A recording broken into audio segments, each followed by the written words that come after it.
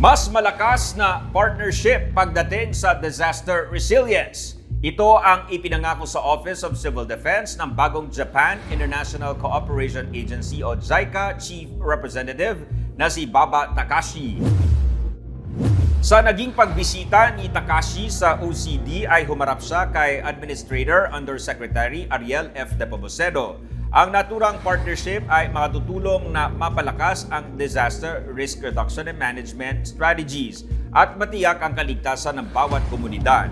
Nagpulong din sina Undersecretary Nepomuceno at outgoing Chief Representative Takema Sakamoto kung saan nagpasalamat si Yusek Nepomuceno sa suporta sa OCD. Sa kanyang pahayag, iginiit ni Takashi ang halaga ng tinatawag na innovative approaches para mapaganda at mag-level up ang early warning systems, disaster preparedness at response mechanisms ng bansa na maihahambing sa Japan.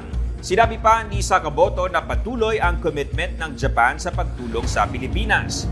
Nakiisa naman si Undersecretary Nepomuceno at sinabing mahalaga ang anumang collaboration pagdating sa disaster preparedness, lalo na sa paghanda sa tinatawag na The Big One.